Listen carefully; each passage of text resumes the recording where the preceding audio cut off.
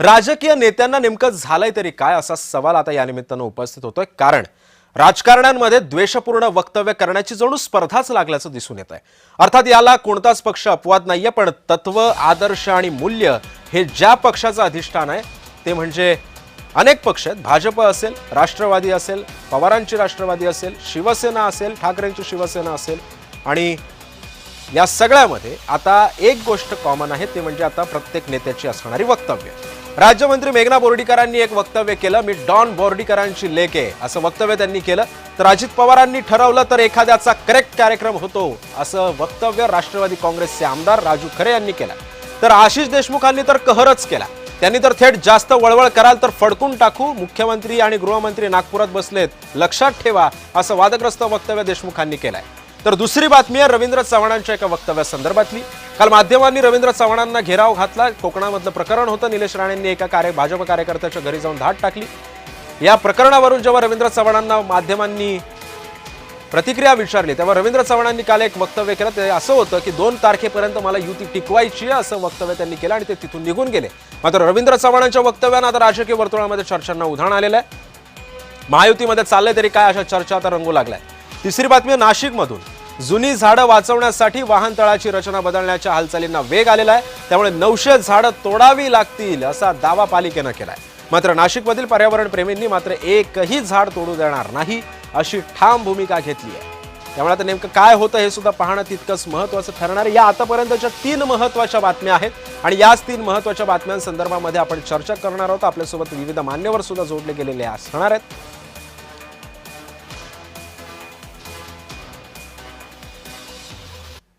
आणि बुलेटिनच्या सुरुवातीलाच बातमी अर्थातच राज्यामधल्या नेत्यांच्या वादग्रस्त वक्तव्यांसंदर्भातली। राजकीय नेत्यांना नेमकं झालंय तरी काय असा सवाल या निमित्तानं उपस्थित होतोय, कारण राजकारण्यांमध्ये द्वेषपूर्ण वक्तव्य जणू करण्याची स्पर्धाच लागल्याचं दिसतंय। राज्यमंत्री मेघना बोर्डीकर यांनी तर एक कहरच केलाय।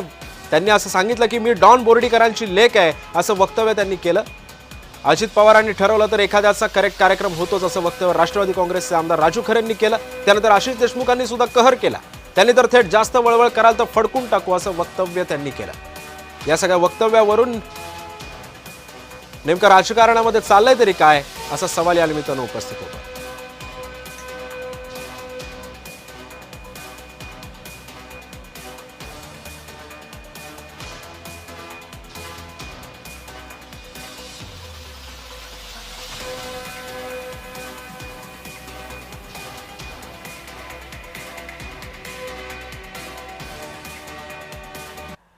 आणि या संदर्भामध्ये आपल्यासोबत बोलण्यासाठी चर्चेमध्ये आहेत राष्ट्रवादी शरदचंद्र पवार पक्षाचे प्रवक्ते अमोल म्हात्रे आणि शिवसेनेचे प्रवक्ते अरुण सावंतजी।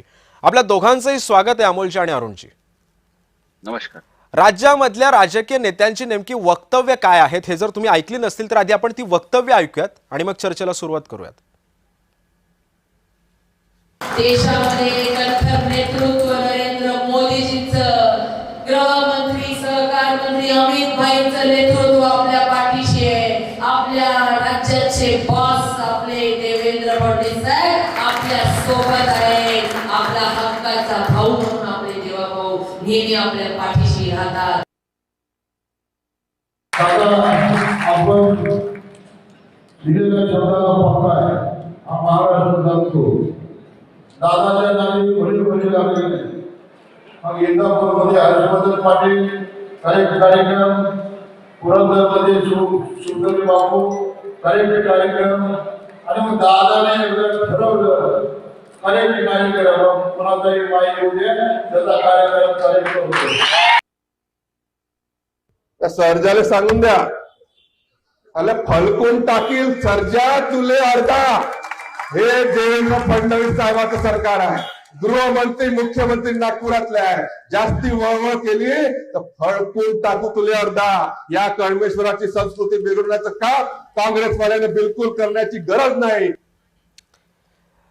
तर अरुणजी आणि अमोलजी, तुम्ही या नेत्यांची वक्तव्य तर ऐकली असतीलच। एक सरकारचे प्रतिनिधी म्हणून सरकारमध्ये असल्यामुळे मी शिवसेनेचे प्रवक्ते अरुण सावंतजी तुमच्याकडे येतोय। सर्वप्रथम अजित पवारांचं एक वाक्य होतं, अजित पवार एका सभेमध्ये बोलले होते की नेत्याला किंवा एखाद्या पक्षाच्या कुठल्याही कार्यकर्त्याला किंवा प्रवक्त्याला जेव्हा तो भाषण करत असतो तेव्हा त्याला भान राहत नाही की तो भावनेच्या भरात ओघाओघानं बोलून जातो. आता हे अजित पवारांनी सुद्धा म्हटलेलं आहे, त्यांना सुद्धा एका वक्तव्य भोवलं होतं, ते आता मी घेणार नाही, पण त्यानंतर सुद्धा त्यांनी असं सांगितलं होतं की बोलताना आपण सावध रीतीनं बाळगावं, बोलताना सावध रीतीनं बोलावं. नेत्यांना काय झालंय सरकारमधल्या की हे बेछूटपणे कसेही वक्तव्य करतायत? नेमकं काय, कसलं अंकुश नाहीये का पक्षश्रेष्ठींचं या नेत्यांना? सिद्धेशजी, जे तोंडघेवडे नेते अशा प्रकारची भाषा करत असतात त्यांच्या बाबतीत हे नक्कीच म्हटलं पाहिजे की त्यांचा स्वतःवरती, स्वतःच्या जिभेवरती कंट्रोल मुळीच राहिलेलं नाहीये आणि त्यांच्या नेत्यांना सुद्धा ते गृहीत धरत असले पाहिजेत. अन्यथा जर त्यांच्या नेत्यांमध्येच जर काही दम असता, त्यांच्यावरती कंट्रोल असता, तर अशा प्रकारची भाष्य अशा नेत्यांकडून घडली नाही पाहिजेत.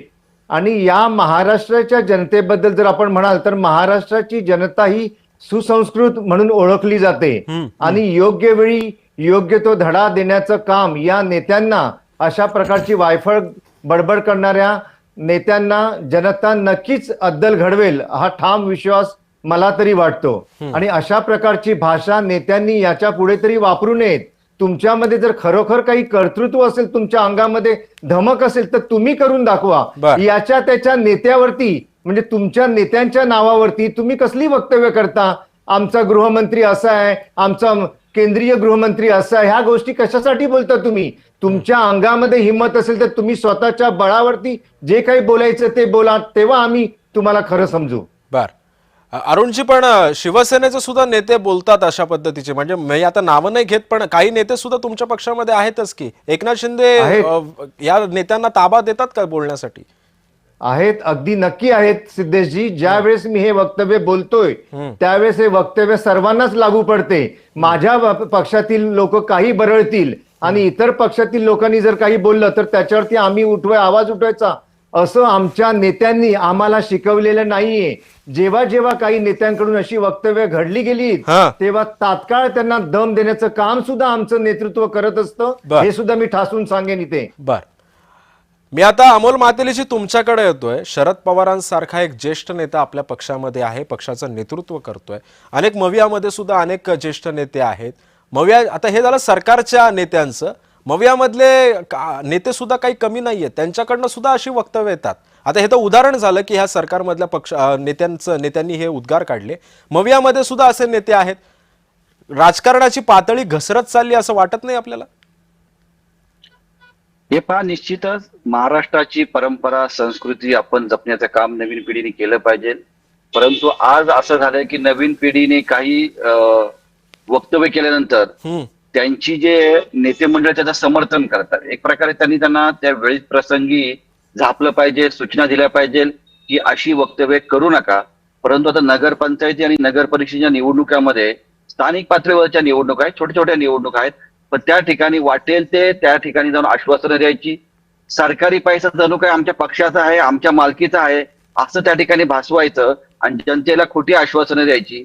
मागची 5 वर्ष जी कामं करायला पाहिजे ती केली जात नाही, पण तो निवडणुकीच्या 5 दिवस तोंडावर यायचं आणि नवीन नवीन घोषणा करायची आणि मूळ विषयापासून लोकांचं मन कसं डायव्हर्ट होईल असे वक्तव्य करून त्या ठिकाणी असा हा केविलवाना प्रयत्न करतात.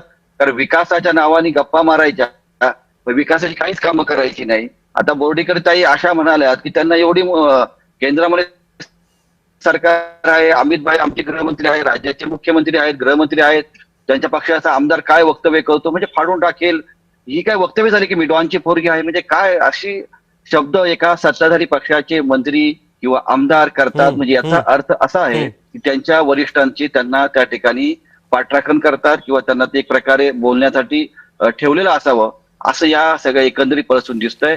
परंतु एवढ्या छोट्या निवडणुकीसाठी या ठिकाणी असे वक्तव्य करणं बरोबर नाहीये. याचं सर्वच पक्षाच्या सर्वच ते स्टार प्रचारक असतील किंवा नेते मंडळी असतील त्यांनी आपण एक स्वयंशिस्त पाळली पाहिजे. कारण आपण नवीन पिढी समोर काय आदर्श निर्माण करतोय हे दाखवण्याचं खरं काम आहे. पण ते न दाखवता इतर वक्तव्य करून आम्ही कशी एकमेकांची कपडे फाडतो किंवा आम्ही एकमेकांना कसं ओरडतो, कसं वेगळ्या भाषेत वापरले गेलेले शब्द वापरतो आणि तिच्यामुळे आम्हाला प्रसिद्धी मिळते, असं सगळं एकंदरीत चालू आहे. म्हणजे जर कर्तृत्व असेल तर ते स्वतः विकासाचे कामं करून त्या ठिकाणी आपला झेंडा पक्का करू शकतात. परंतु ते कर्तृत्व काही दाखवायचं नाही, पण असे काहीतरी वक्तव्य करायची, भाषण काहीतरी गप्पा मारायच्या आणि त्यामध्ये चर्चेत राहायचं, हा एकच अजेंडा राहिलेला आहे. जर असं वाटत असेल तर त्या पक्षाच्या नेत्यांनी त्या नेत्यांना त्या ठिकाणी समज दिली पाहिजे. ही आपली संस्कृती नाहीये आणि हे पुढे पक्षात चालणार नाही. अमोलजी असं खरं सांगितलं मविया तर- मधल्या नेत्यांना कधी या सगळ्या पार्श्वभूमीवरती कधी आले का म्हणजे हो, हो. ओरडलेत का नक्की, पक्षश्रेष्ठी नक्की. कधी? हो वेळ प्रसंगी आम्ही त्यांना त्या ठिकाणी सूचना देखील दिलेल्या आहेत, काळजी दाखवा नोटीस देखील दिलेल्या आहेत. आमच्या पक्षामध्ये असं चालत नाही. जर वरिष्ठांनी ऐकलं आणि त्यांच्या कानावर ही गोष्ट गेली तर नक्कीच तिथं कान पकडण्याचं काम केलं जातं. वेळ प्रसंगी तुम्ही चुकीचं बोललात, ही आपली विचारधारा नाहीये, बर. ही आपली संस्कृती नाहीये किंवा पक्षाची लाईन नाही, असं त्या ठिकाणी सांगण्याचं देखील धाडस आमच्या वरिष्ठांनी अनेक वेळा आम्हाला देखील केलेलं आहे.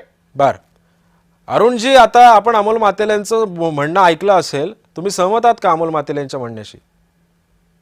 हा, अमोल माते यांनी काय वाईट बोलले? चांगलं तेच बोलले आहेत ना म्हणजे ते. एकमत झालंय तुमचं? त्यांनी या राज्यामध्ये कशा प्रकारची सत्ता असावी, कशा प्रकारचे नेते असावेत याच्याबद्दलचं सुंदर विवेचन केले त्यांनी. त्यात गैर काहीच बोलले नाहीत ते. बर अरुणजी, पण माझा एक पुढचा प्रश्न तुम्हाला असा होता की आता नगरपंचायतीच्या निवडणुका येऊ घातलेल्या आहेत, महानगरपालिकांच्या निवडणुका येऊ घातलेल्या आहेत, अशामध्ये कुठेतरी आपण जाहीर सभेतनं अशी पद्धतीची वक्तव्य करायची, कुठेतरी म्हणजे महायुतीमध्ये सुद्धा आलबेल नाही नसल्याचं चित्र आहे.